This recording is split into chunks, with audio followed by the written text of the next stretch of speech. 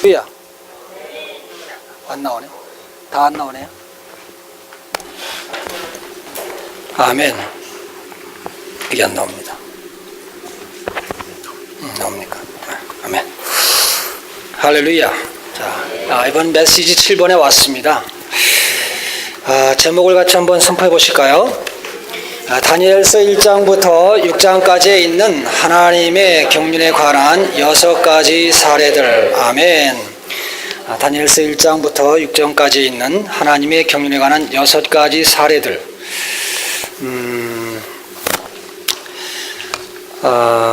다니엘서는 아주 짧죠. 12장으로 되어 있습니다. 그렇지만 여기에 많은 요점이 있고 많은 사건들이 있고 또 많은 인물들이 나오죠. 그리고 많은 영적인 교훈들이 나옵니다. 그런데 이러한 그 요점들 그 안에 또한 뒤에 하나님의 경륜이 있다는 것입니다. 구약에 하나님의 경륜이라는 용어는 나오지 않습니다. 또 다니엘서에도 하나님의 경륜이라는 용어는 나오지 않습니다. 그러나 우리가 이러한 그림들을 통해서 하나님의 경륜의 어떠함을 볼 수 있기를 원합니다. 이 경륜은 하나님의 뜻에서부터 나오죠. 하나님의 마음 안에 갈망이 있습니다. 뜻이 있습니다. 우리 하나님은 아주 감각이 없는 그런 분이 아니시고 뜻과 목적이 있는 그런 분이시거든요. 하나님의 뜻이라고 말할 때 그 뜻은 영어로는 will이잖아요. will, 의지입니다. 사람 안에 의지가 will이죠. 그래서 하나님은 뭔가 의도하신 것이 있다는 것이죠. 그분이 갈망하시는 것, 그분이 이루시고자 하는 것, 이러한 것이 창세전에 하나님 마음속에 있었습니다. 그래서 그것을 생각할 때마다 아주 기뻤습니다. 그래서 에베소 1장에 보면 그 선한 기쁘심을 따라 이런 말이 나옵니다. 정말 그 하나님 안에 있는 이 의지 안에 있는 이것을 생각할 때 그분이 매우 기뻤는데 이것을 이루어야 되겠다라고 할 때 그것이 하나님의 목적이 되는 것이죠. 그리고 이제 그 목적을 이루기 위해서 우리 하나님이 신성한 삼위성 안에서 회의를 하시죠. 회의를 통해서 결정하십니다. 그래서 그분의 의결대로 이런 말이 나옵니다. 결정했다는 것이죠.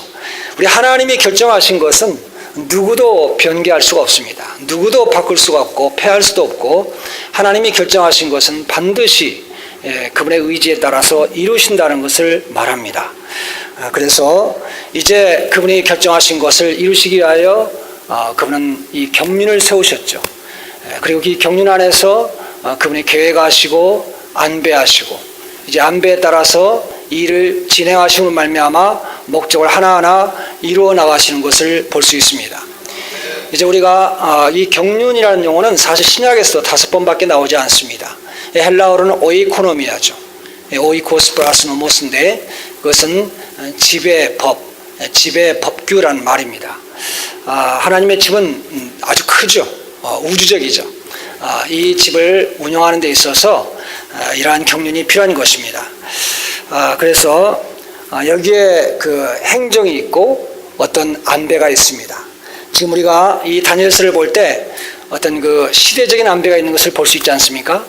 그래서 시대를 나누고 또 그 시대 안에서 왕들을 세우기도 하고 또 왕들을 폐하시기도 하고 그리고 축복하기도 하고 징계하시기도 하고 이러면서 그분이 그분의 원하시는 대로 그분이 갈망하시던 대로 그분의 뜻을 이루어나가고 계신다는 것이죠.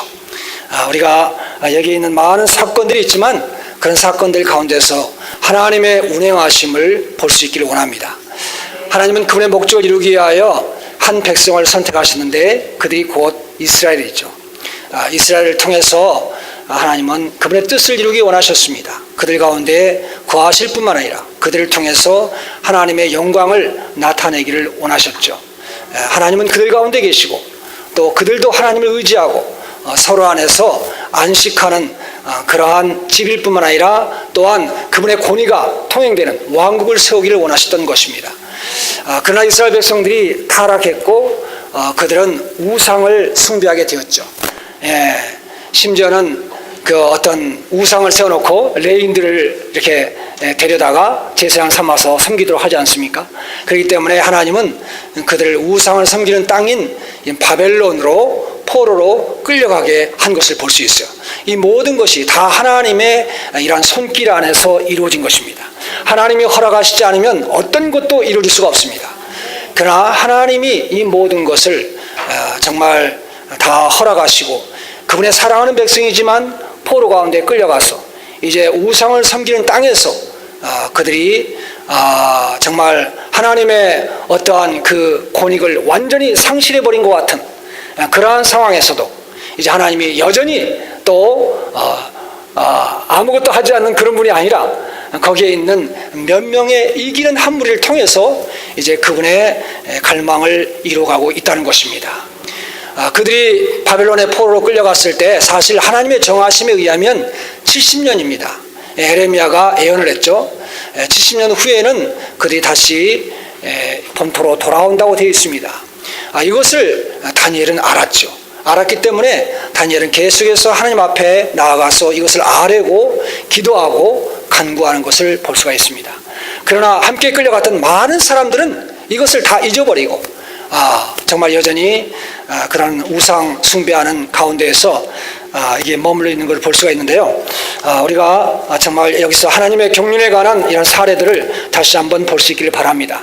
1장부터 6장까지의 첫 번째 1장에서는 음식, 그러니까 포로 가운데 있는 백성들 가운데서 승리한 이 사례들을 1장부터 6장까지 기록을 하고 있죠. 여기에 첫 번째는 1장에서 그 음식, 귀신에 대한 음식을 거절한 것을 볼 수가 있습니다. 이 음식에 대한 승리가 나옵니다. 두 번째는 눈먼, 하나님이 정말 인간 신상에 대한 인간 제국에 대한 큰 이상을 보여줬지만 느부갓네살은 눈이 멀어서 보지 못했습니다. 그러나 다니엘은 놀라운 통찰력으로 이 모든 것을 다 해석하는 걸 볼 수 있죠. 3번은 세 번째는 이제 그 우상 숭배에 대한 그 유혹이 있지 않습니까? 느부갓네살이 신상을 세웠죠. 그러나 이것들을 다니엘의 세 친구는 거절했습니다. 할렐루야. 네 번째는 그 하늘의 통치의 어떠함을 보여주고 있습니다. 느부갓네살을 아주 그 교만했지 않습니까? 그러나 왕위를 패하고 7일 동안 이제 그 짐승이 되어서 짐승과 같이 생활한 걸 볼 수가 있죠. 여기에 하나님의 통치가 있다는 것을 보여주고 있고 느부갓네살은 깨닫게 되었습니다. 그리고 이제 5장에서는 그 벨사살의 무지함, 그 선조가 이러한 교훈을 배웠음에도 불구하고 벨사살은 배운 것이 없었습니다. 아주 눈먼 자였죠. 그러다가 그의 왕위가 그날 폐해진 걸 볼 수가 있고, 이제 6장에서는 다니엘이 예루살렘을 향하여 하루에 세 번씩 기도함으로 하나님의 경륜에 협력하는 걸 볼 수가 있습니다. 이런 놀라운 이 승리의 사례, 바로 이것이 하나님의 경륜과 관계가 있다는 것입니다. 제가 다루는 것은 1장부터 3장까지입니다. 자, 여기 로마서 1번에 A번, 1, 2번 한번 읽어볼까요? 1장부터 6장까지의 사례들은 모두 연결되어 있음. 다니엘서 1장에서 6장까지에는 하나님의 경륜이 무엇이고 하나님의 경륜이 어떻게 수행될 수 있는가를 보여주는 적어도 6가지 사례가 있다. 이러한 6가지 사례는 예시들이다. 겉으로 보기에 1장부터 6장까지의 사례들은 각각이고 서로 아무 관련이 없는 것 같다. 사실 이 사례들은 모두 연결되어 있다. 1장에 있는 사례는 앞에 5사례에 대한 결론이다. 6장이 결론입니다. 아멘.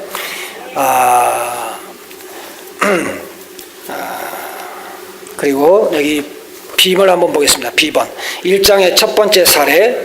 1장의 첫 번째 사례를 묘사하기 위해 우리는 하나의 초상화를 그려야 한다. 먼저 우리는 많은 포로들을 그 뒤에 거느리고 예루살렘에서 바벨론으로 막 돌아온 싸우고 정복하는 장군 느부갓네살이라는 인물을 그려야 한다. 두 번째, 둘째로 우리는 그 포로들 중에서 청명한 네 젊은이들을 보아야 한다. 셋째로 이 젊은이들은 포로들 중에서 특별히 선택되어 왕의 진미로 대접받는다. 넷째로 그들은 하나님을 위하여 그들 스스로를 지키기로 마음을 정하여 왕의 음식을 거절하고 채소만 먹는다. 그럼에도 불구하고 그 네 사람은 매우 즐겁고 기쁘고 건강하게 된다. 그 결과 하나님의 임재와 지혜와 통찰력이 그들과 함께 있었다. 우리는 세상적인 선택과 세상적인 입맛을 관심하지 말고 우리 마음을 하나님께 두며 오직 채소, 즉 단순한 음식만을 위한 입맛을 가져야 한다. 우리는 단순한 것만을 받아들여야 한다. 아멘. 여기 이제 그 예루살렘을 무찌르고 거기에 많은 포로들을 이끌고 돌아온 이 정복하는 장군 느부갓네살, 거기에 많은 포로들이 있습니다. 그리고 거기에 젊은 다니엘과 이런 세 친구들이 있습니다. 그래서 그들에게 이제 특별히 왕의 진미로 이제 그들을 아주 윤택하게 하려고 왕 앞에서 섬길 수 있는 자격을 얻게 하려고 그렇게 했지만 그들이 이 진미를 거절하고 채소를 택했습니다. 이것은 음식에 대한 이 승리를 말하고 있는데 정말 우리가 무엇을 먹느냐, 이것은 매우 중요한 것이죠. 하나님이 사람을 창조한 다음에 에덴 동산에 두었을 때 생명나무를 먹게 했죠. 거기는 선악과도 있었습니다. 우리가 생명나무를 먹느냐 선악과를 먹느냐, 그 결과는 아주 너무나 큰 차이가 있는 것이죠. 성경은 이러한 생명나무의 노선과 선악과의 노선으로 되어 있습니다. 그 결국은 요한계시록에서 선악 지식의 나무의 노선은 불못으로 가는 것이고 생명나무의 노선은 새 예루살렘으로 완결되는 걸 볼 수가 있습니다. 그러므로 우리가 무엇을 먹느냐, 이것은 매우 중요하다는 것이죠.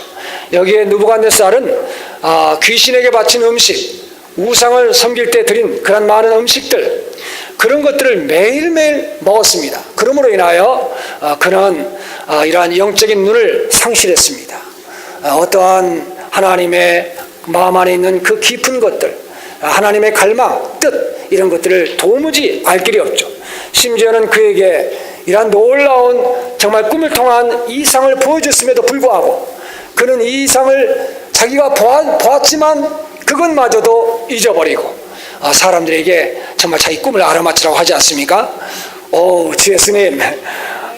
그러나 다니엘은 정말 그가 꿈도 꾸지도 않고 아무것도 알지 못한 상황이지만 그러나 놀라운 영적인 통찰력을 가지고 정말 이 모든 것을 하나님 앞에 받아서 해석하는 것을 볼 수가 있습니다.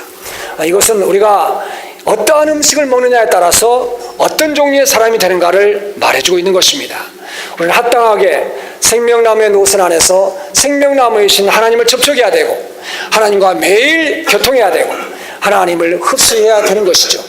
하나님을 접촉하고 하나님을 먹는 것, 또 하나님과 교통하는 것, 이것은 다 그분 자신을 우리 안에 흡수하는 것입니다.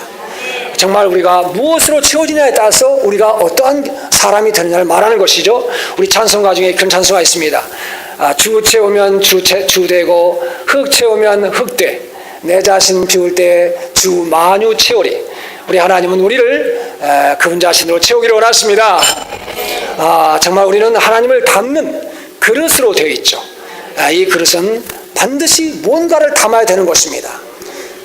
주 예수님, 우리가 담지 않을 때 우리는 정말 뭔가 부족한 아주 공허한 사람이 되죠. 이 세상에 많은 지식을 담을 수도 있고 물질적인 것을 담을 수도 있고 많은 것들을 담을 수 있지만 우리를 참되게 정말 만족하게 하는 것은 하나님 그분 자신입니다. 하나님으로 더 많이 채우기 원하고 그분으로 접시해지기 원하고 그분으로 충만함으로 말미암아 정말 여기에 나와 있는 이 다니엘과 같이 하나님의 임재가 있고 지혜가 있고 통찰력이 있는 이러한 사람들이 될 수 있기를 바랍니다. 정말 하나님은 우리를 즐겁게 하고 기쁘게 합니다. 또한 우리를 건강하게 합니다. 우리 많은 경우에 우리의 육신적인 건강을 많이 돌보지 않습니까? 그렇지만 정말 참되게 하나님 앞에서 우리가 아름다운 사람이 되기 위해서는 그분 자신으로 채워져야 된다는 것입니다. 아멘. 이것은 너무나 놀라운 것입니다. 여기에 느부갓네살이 이 포로의 이 군대 장관으로서 많은 포로들을 이끌고 왔잖아요. 근데 우리 신약에서 고린도후서에 보면 그리스도가 승리의 개설행진의 그 장군으로서 계시되어 있습니다. 우리가 이전에 사단의 포로였고 사단에게 얽매인 그런 사람들 있지 않습니까? 사단의 종노릇 아래에 있는 그런 사람들을 그분이 사로잡아서 우리를 포로로 삼았습니다. 그래서 우리를 이끌고 그분이 이 개선행진 가운데서 그분이 앞서서 가는 걸 볼 수가 있어요. 거기에 모습은 많은 그리스도의 포로들이 향을 나르고 향을 뿌리는 이런 것을 볼 수 있습니다. 주님의 승리를 축하하는 그러한 자들이죠. 정말 우리 안에 이러한 그리스도의 향기를 지니기 원합니다. 우리가 어떻게 해서 그분의 향기를 날릴 수가 있습니까? 우리가 말할 때마다, 우리가 사람들을 만날 때마다 정말 우리 안에 그리스도의 향기가 나타나야 된다는 것이죠. 그러기 위해서는 그리스도의 향기로 적셔져야 되지 않겠습니까? 참된 하나님의 향기이신 그리스도를 우리 안에 받아들이고 그분으로 적셔지고 우리 안에 조성됨으로 말미암아 우리를 통해서 향기이신 그리스도가 나타날 수 있기를 원합니다. 이러한 사람들이 새 언약의 사역자가 되는 것이고 여기 다니엘과 같이 이기는 자가 될 수 있습니다. 아멘. 자, 여기 10번을 한번 볼까요? 10번 2장의 두 번째 사례, 둘째 사례는 2장에 있다. 그 위대하고 의기양양한 장군이 자신이 이해할 수 없는 꿈을 꾸었다. 그는 세상적인 영광과 권세로 눈멀어 있었으므로 그 꿈을 해석할 수 없었고 결국 그것을 잊어버렸다. 하지만 다니엘이라는 한 사람이 있었는데 그는 세상적인 영광과 권세를 관심하지 않고 하나님을 위하는 마음을 가졌으며 그 꿈을 이해할 수 있는 능력과 역량을 갖고 있었다. 따라서 그러한 알 수 없는 문제가 왔을 때 그에게는 통찰력이 있었다. 네. 놀랍습니다. 자, 3번은 그는 인간 정부에 관계된 세상적인 영광과 주권을 꿰뚫어 보았다. 그래서 그는 왕의 눈이 열리도록 그에게 이상을 주었다. 그러나 느부갓네살에게는 하나님을 내적으로 아는 능력이 없었다. 예, 그렇습니다. 그는 세상적인 영광과 권세로 눈멀어 있었습니다. 그렇기 때문에 그가 꾼 꿈도 알 수가 없었고 해석할 길이 없었죠. 그리고 그는 아주 성격이 아주 포악한 걸 우리가 알 수 있지 않습니까?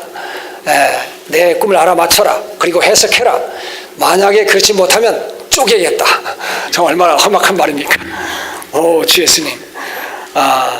그는 인간 신상에 대한 꿈을 꾸었습니다. 인간 신상. 그가 본 이 인간 제국은 사람의 모습이었죠. 그러나 다니엘이 볼 때 그 7장에서 이상을 받았는데 그것은 짐승의 모습이었습니다. 머리는 사자의 모습입니다. 짐승이죠. 가슴을 상징하는 메데바사, 이런 곰입니다. 곰. 그 다음에 배와 넓적다리는 표범이 있죠. 그리고 두 다리를 가진 이 로마. 로마 제국은 천리를 가진 아주 그러한 그 짐승입니다. 이 모든 것들이 다 짐승인 걸 볼 수가 있어요. 인간 제국은 사실 짐승의 어떠함입니다. 이 짐승은 결국 하나님과 대항하고 하나님을 거스리고 하나님 외에 다른 우상들을 섬기기도 하고 사람들을 높이고 정말 그러므로 말미암아 결국 하나님을 대적하는 것을 볼 수가 있어요. 오, 주 예수님. 인간 제국이 짐승이라는 것을 알기 원합니다. 느부갓네살이 볼 때는 사람이었지만 다니엘이 볼 때는 짐승이었다는 것이죠. 주여, 우리가 영안에서 이걸 볼 수 있길 바랍니다.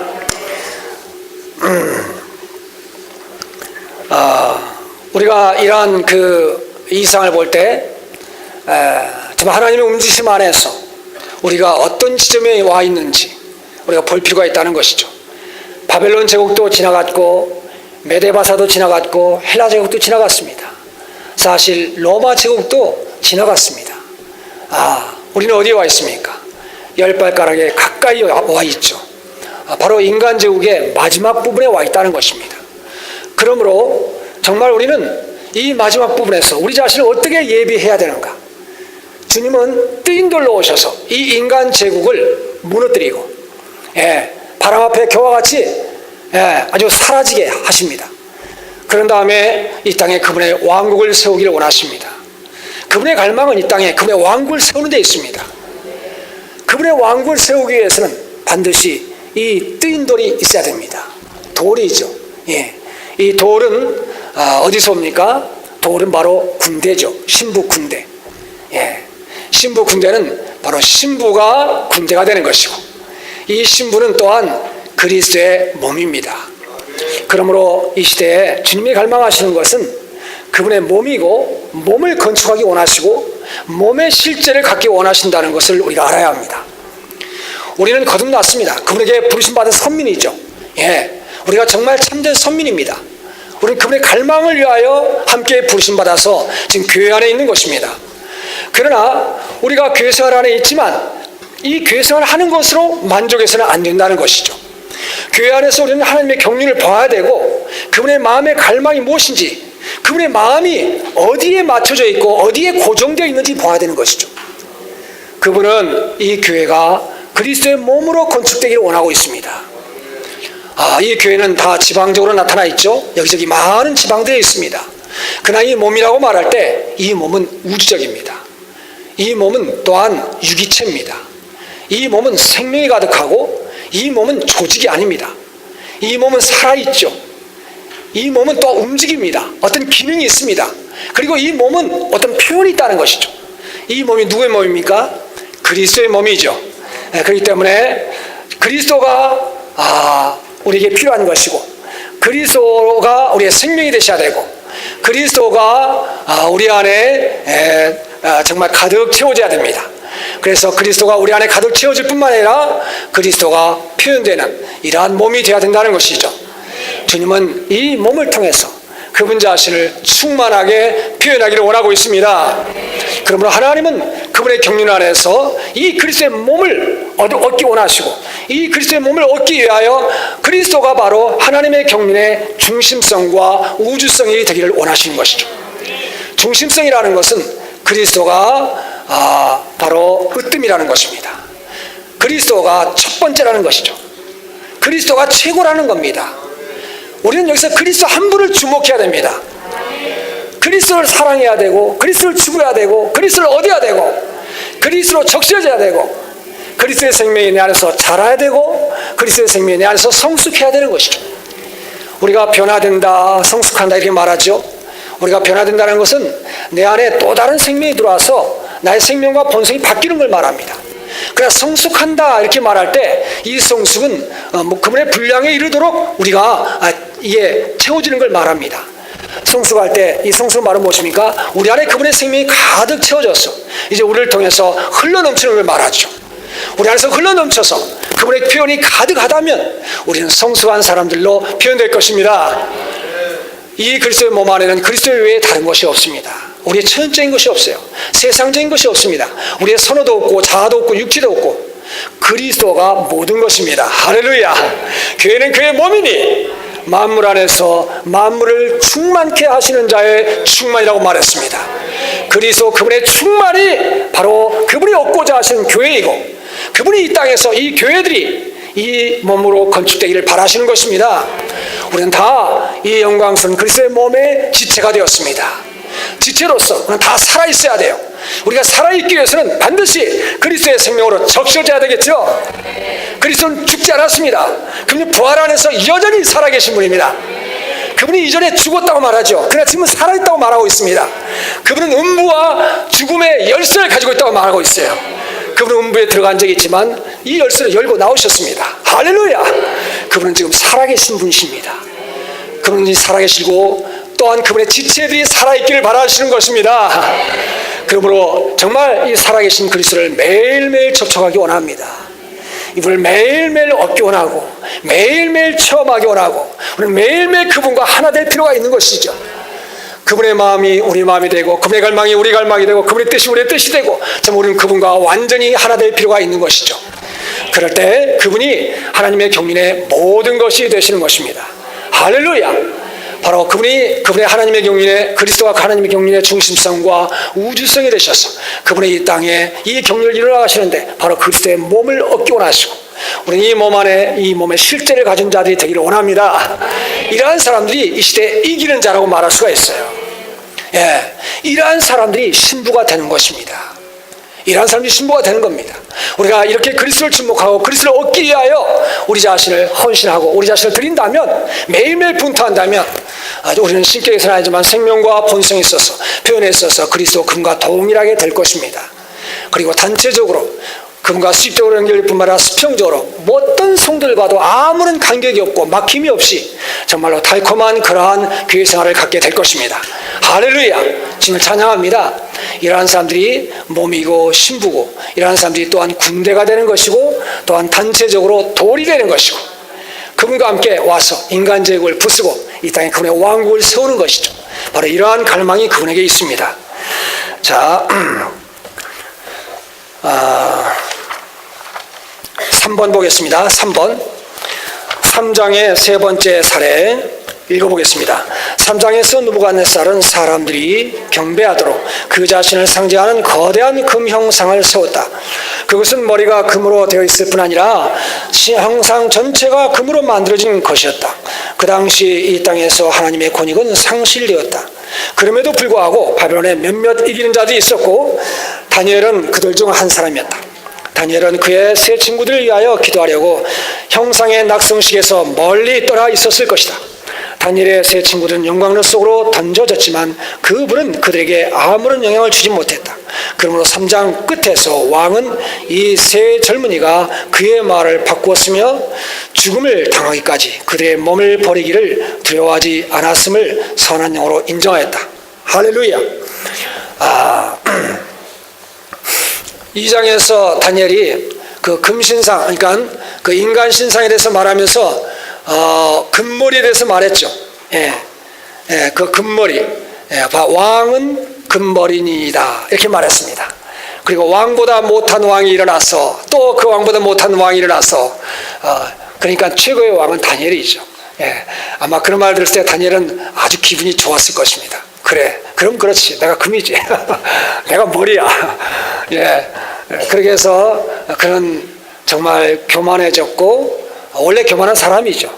교만해졌고 더 교만해졌고, 이제 여기 3장에서 두라평지에 그 금신상을 세웠다는 것이죠.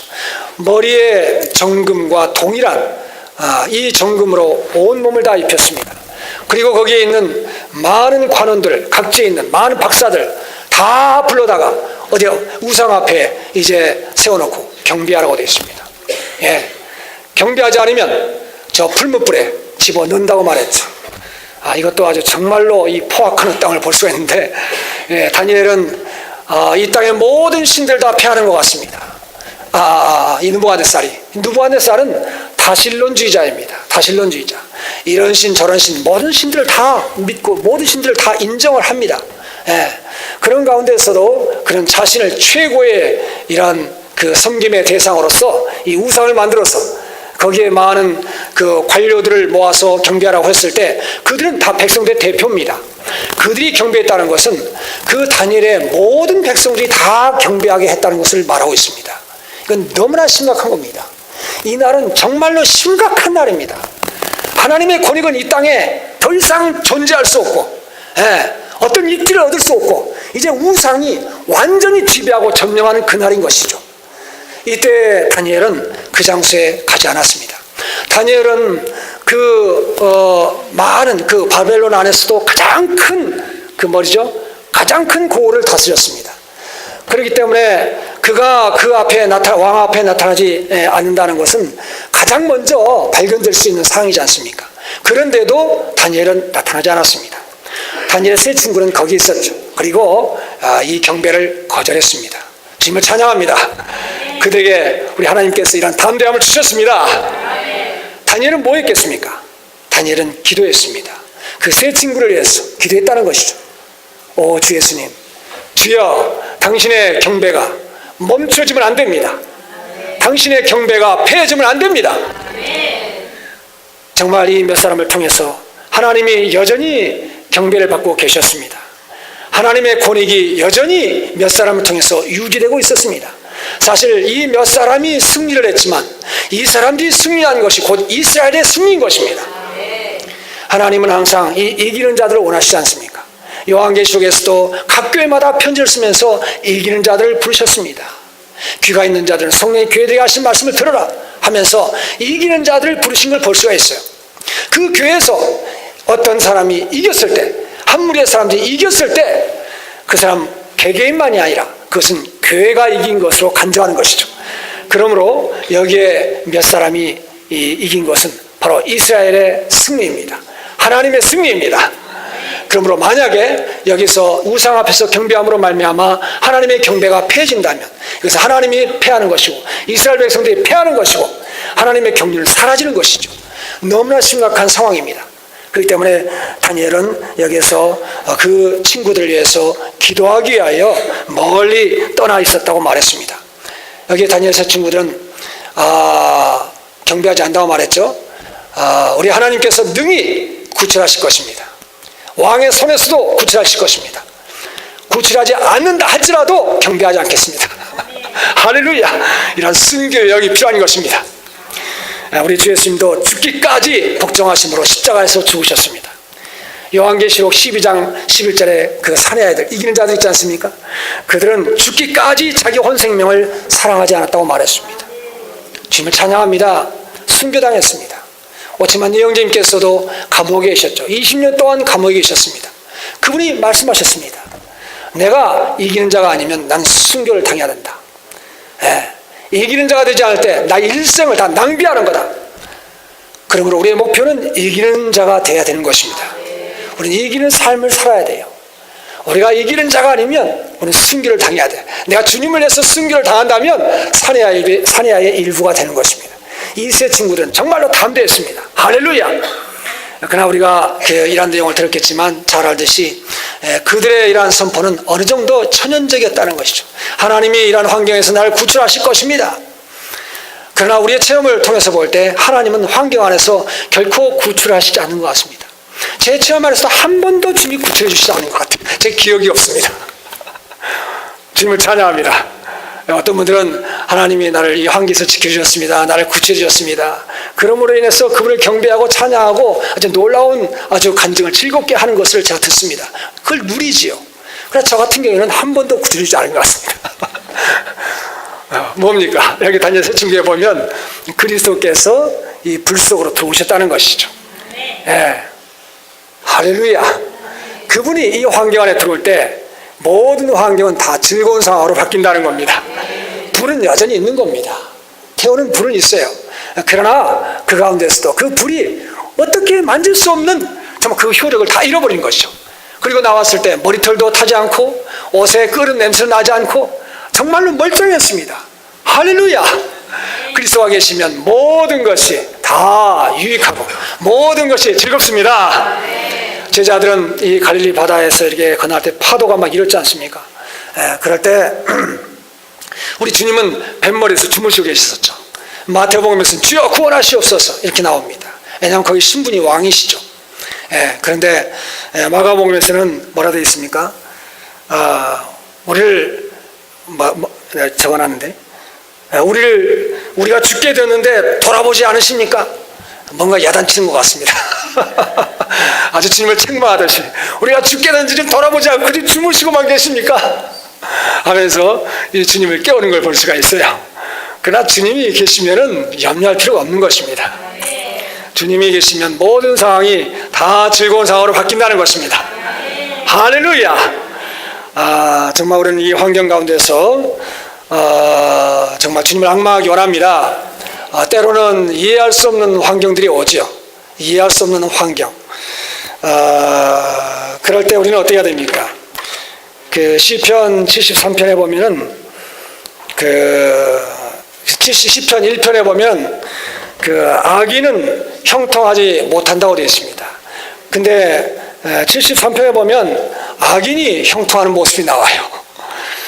그래서 악인이 평안하고 재물을 더 얻고 고난도 없고 재앙도 없고 죽을 때도 고통 없이 죽고, 그런데 이 의인은 종일 재앙을 당하고 징벌을 받았습니다. 이런 상황을 통해서 아주 생각이 복잡해졌습니다. 실족할 뻔했다고 되어 있습니다. 왜 이런가? 악인은 형통하지 못한다고 되어 있는데, 의인은 형통한다고 되어 있는데 왜 의인이 형통하지 못하고 악인이 형통하고 있는가? 주 예수님. 그러나 중간에 쭉 읽어보면 내가 성소에 들어갈 때야 저들의 종말을 깨달았도다. 성소에 들어갈 때야 그들의 종말을 깨달았다는 것이죠. 어디에 들어갈 때? 성소에 들어갈 때입니다. 그리고 찬양합니다. 하늘에는 주밖에 누가 내게 있으리요? 땅에서는 주밖에 사모할 자 없습니다. 할렐루야. 그분만을 높이고 그분을 으뜸으로 여기는 것을 볼 수가 있어요. 이 성소가 어디 있습니까? 성소가 우리 영 안에 있습니다. 성소는 교회 가운데 있습니다. 집회 가운데 있습니다. 우리가 예배 가운데 나아갈 때 바로 여기에 성소가 있는 것이죠. 우리가 이해할 수 없는 어떤 상황에 부딪힐 때 다만 고민할 것이 아니고, 다만 물어보고, 다만 교통하고 이럴 것이 아니라 영으로 돌이킬 필요가 있다는 것이죠. 우리가 이러한 그분의 임재하시는 이러한 집회 가운데 나올 때에 여기에 그분의 말씀하심이 있고 그분의 빛이 있고 정말 이 모든 것을 우리가 깨닫게 되는 걸 볼 수가 있어요. 할렐루야. 바로 여기서 우리도 이런 시대적인 이런 분별, 인간 제국에 대한 이런 신상을 볼 뿐만 아니라 시대적인 이런 분별을 가질 필요가 있습니다. 그래서 여기서 하나님의 경륜의 어떠함을 만질 필요가 있다는 것이죠. 주님을 찬양합니다. 자, 이게 4번을 보겠습니다. 4번. 아닙니다. 로마서 2번이죠. 느부갓네살의 교만에 대한 하나님의 심판. 2번 읽어보겠습니다. 인간 왕국을 다스리시는 하나님께서 그분이 원하시는 자에게 인간 왕국을 주심. 1번. 4장의 시작 부분에서 느부갓네살은 다시 하나님에 관하여 찬양을 하였다. 앞으로 보겠지만 2장에서 계속 교만하게 행하던 느부갓네살은 하나님께 내리침을 당하였다.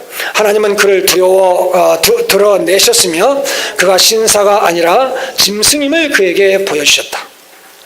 하나님은 그가 아무것도 아니며 강하신 하나님, 즉 인간 제국을 다스리는 분, 곧 그분이 원하시는 자에게 인간 왕국을 주시는 분이 모든 것 되심을 그가 알도록 가르치고자 하셨다.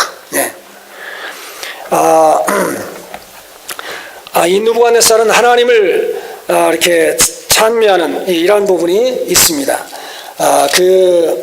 2장에서 이러한 이상을 이제 이상을 해석했을 때 이 다니엘을 높이고, 그죠? 다니엘에게 절하고 또 다니엘을 높이고 다니엘을 바벨론의 모든 박사의 어른으로 삼고 바벨론의 이런 도의 일을 다스리게 했습니다. 그러면서 너희 하나님은 참으로 모든 신의 신이다. 모든 신의 신이다. 이렇게 말했습니다. 신 중의 신이라는 것이죠. 가장 으뜸이라는 것입니다. 최고의 신이라는 것이죠. 또 하나님은 또 은밀한 것을 나타내시는 자시로다. 이렇게 말합니다.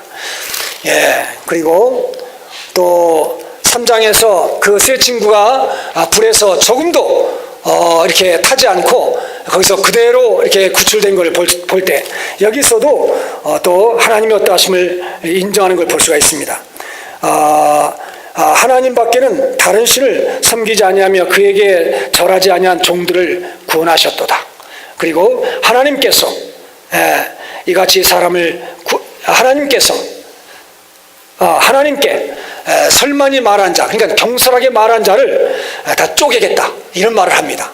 그러면서 이제 하나님의 어떠하심에 대해서 조금씩 이 느부갓네살이 알게 되는 것이죠. 그리고 4장에서도 초반에서 하나님을 여기서 뭔가 높이는 장면이 나옵니다. 지극히 높으신 하나님이 내게 행하신 이적과 기사를 내가 알게 하기를 즐거워하노라. 그도다 이 이적이여 능하도다 이 기사여.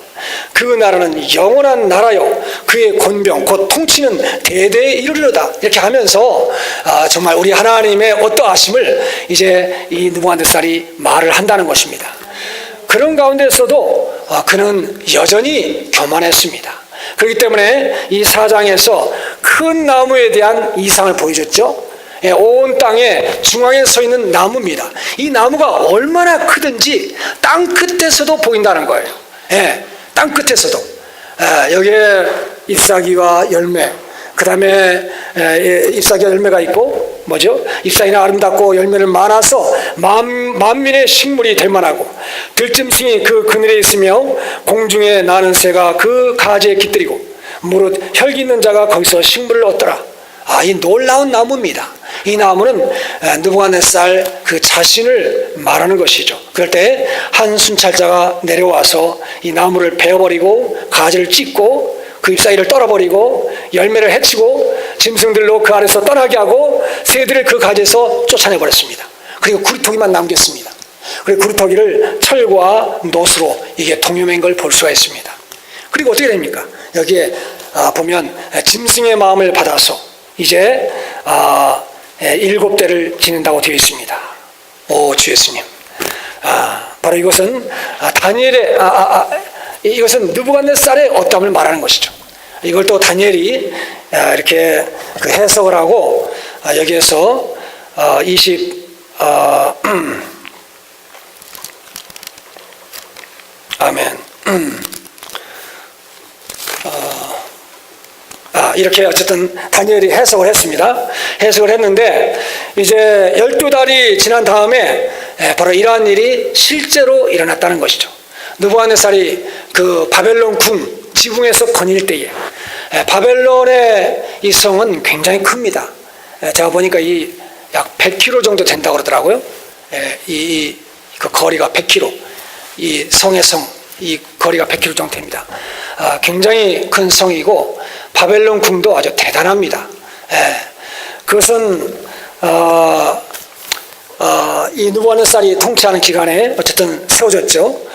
그런데 여기 30절에 보면 나 왕이 말하여 가로되 이 큰 바벨론은 내가 능력과 권세로 건설하여 나의 도성을 삼고 이곳으로 내 위엄의 영광을 나타내는 것이 아니냐 하였더니, 뭔가 정말 그 교만한 마음 안에서 이 느부갓네살은 자신의 능력과 권세로 건설했다고 말하고 있습니다. 그럴 때 31절에 이 말이 오히려 나 왕의 입에 있을 때 하늘에서 소리가 내려 가로되 느부갓네살 왕아, 내가 말하니 나라의 위가 내게서 떠났느니라. 그 말하는 즉시 그 말이 끝나기도 전에 왕위가 떠났다는 것이죠. 느부갓네살에게 이러한 왕위를 준 분은 하나님이십니다. 하나님이 선택한 사람들이 하나님이 선택하지 않으면 결코 그가 왕위에 오를 수가 없습니다. 사실 우리가 어제 선거를 했지 않습니까? 선거도 다 그분의 손에 있는 것입니다. 우리는 정말 이러한 시대적인 그분의 경륜 안에서 쓰임받을 수 있는 그러한 사람들이 당선되게 해달라고 우리가 기도할 필요가 있습니다. 미국에서 그 부시가 당선된 당시에 저희 주의 회복에서 성도들이 함께 기도했다는 제가 소식을 들었습니다. 그 당시에 그 무슨 일로 인해서 부시가 이게 당선되지 못할 그런 상황이 됐습니다. 근데 어떤 한 주에 그 투표가 잘못돼서 다시 했어요. 그래가지고 결국엔 부시가 당선이 됐습니다. 근데 그때 주여 당신의 경륜을 위하여 주님이 선택한 자가 선택되게 하여 주시옵소서. 이렇게 할 때 부시가 됐다는 것이죠. 어쨌든 우리 인간적인 관점 안에서 부시가 쓰임받은 것이 이것이 하나님의 경륜과 무슨 관계가 있느냐 이렇게 말할 수 있겠지만, 그러나 하나님의 관점 안에서는 부시가 하나님께 선택받은 사람이라는 것이죠. 결국 그는 쓰임받은 것입니다.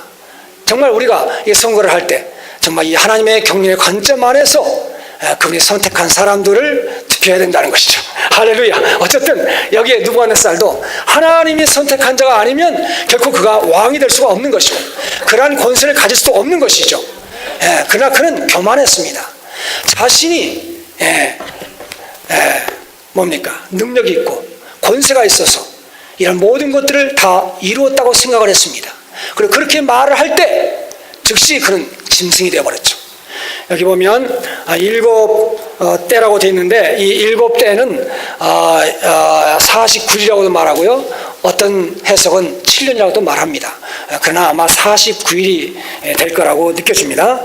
그래서 이 49일 만에 어떻게 됩니까? 하늘을 우러보았죠. 하늘을 우러볼 때 그 총명이 다시 돌아왔습니다. 그러면서 34절에 보면 내가 지극히 높으신 자에게 감사하며 영생하신 자를 찬양하고 존경하였느니 그 권세는 영원한 권세요 그 나라는 대대에 이르리로다. 35절에서도 땅의 모든 거민을 없는 것 같이 여기시며 그가 왕으로서 아무리 위대한 사람이라 할지라도 하나님이 보시기에는 아무것도 아닌 존재같이 여기신다는 것입니다. 그리고 중반에 보면 그는 자기 뜻대로 행하시나니 할렐루야. 주님을 찬양합니다. 정말 그는 하나님을 찬양했습니다. 37절에 그러므로 지금 나 느부갓네살이 하늘의 왕을 찬양하며 칭송하며 존경하노니 그의 일이 다 진실하고 그의 행하심이 의로우심으로 무릇 교만하게 행하는 자를 그가 능히 낮추심이라. 우리 하나님은 교만한 자를 대적하십니다. 겸손한 자에게 은혜를 주시죠. 네. 자, 우리가 이게 B번 읽었나요? B번? 네, B번은 이러한 인간의 이성을 잃어버리고 짐승이 되어서 소처럼 풀을 먹고 몸은 이슬로 젖고 머리털은 독수리 털이 나고 손톱은 새의 발톱이 되어서 7대를 지냈다는 것이죠. 그럴 때 이제 그 끝부분에 눈을 들어서 하늘을 우러러 보았습니다. 그때 느부갓네살에게 이성이 돌아왔다는 것입니다. 자, 우리 12번을 함께 선포해 보시겠습니다. 12번. 느부갓네살이 지극히 높으신 분을 찬양하고 영원히 살아계신 분을 높이고 존경함. 자, 1번, 2번. 4장 끝에 있는 그의 찬양에 나타난 대로 느부갓네살은 분명히 낮추어지는 공과와 하나님을 아는 공과를 배웠다. 3장에서 그는 매우 교만했기 때문에 금 형상을 세웠다. 4장은 그에게 커다란 공과를 가르치기 위해 쓰인 장이다. 비록 그가 신사처럼 행동했다 할지라도 그는 짐승이었다. 4장 이후에 느부갓네살에 관한 기록은 끝난다. 아멘. 여기서 느부갓네살은 아주 큰 공과를 배웠습니다. 겸손의 공과를 배운 것이죠. 우리 하나님은 겸손한 자와 함께 하십니다. 이사야서 57장 15절에 보면 그 영원히 거하시는 분, 바로 이분은 통회하고 마음이 겸손한 자와 함께 거하시며 또 겸손한 자의 영을 소성케 하시고 통회하는 자의 마음을 소성케 한다고 말하고 있습니다. 또 이사야서 66장 1절 2절에 보면 나의 안식할 처소가 어디냐, 나의 손이 모든 것을 지어 다 이루었느니라. 무릇 마음이 가난하고 영이 통회하며 나의 말을 인하여 떠는 자, 그 사람을 내가 좋아한다. 할렐루야. 이러한 사람들과 우리 주님은 함께하기를 원하신다는 것이죠. 여기서 느부갓네살은 공과를 배웠고 이제 느부갓네살은 이제 더 이상 나오지 않습니다. 이 5장에는 누가 나오죠? 벨사살이 나오죠. 벨사살은 아마 느부갓네살의 손자일 겁니다. 이러한 느부갓네살이 배운 이러한 교훈을 벨사살은 들었을 거예요. 그러나 그도 여전히 교만하고 오만했습니다. 그리고 아주 방탕했죠. 성전의 기명들을 가져오라고 했습니다. 금과 은그릇들 이거 가져와서 거기다가 술을 먹고 방탕하고 이렇게 할 때 그날 그의 왕위가 폐해진 걸 볼 수가 있어요. 그리고 무엇입니까? 이제 6장에서는 다니엘의 기도가 나오죠. 예루살렘을 향한 그 세 차례의 기도. 이 기도는 아마 성전과 성과 땅을 위한 기도일 것입니다. 우리 하나님은 바로 이 땅에 그분의 왕국을 세우기를 원하십니다. 그러기 위해서는 그분의 성전을 관심하고 그 성을 관심하고 온 땅을 얻기를 원하시는 것이죠. 우리가 이런 하나님의 마음의 갈망과 하나 되어서 함께 이런 기도하는 것이 그분의 경륜에 참여하는 것입니다. 할렐루야. 그분의 경륜이 이 땅에 이루어지기 원하며 우리가 이 마지막 시대에서 정말 주님의 이러한 경륜에 참여하는 자가 되어서 주님과 함께 시대를 바꾸는 자가 되기 원합니다.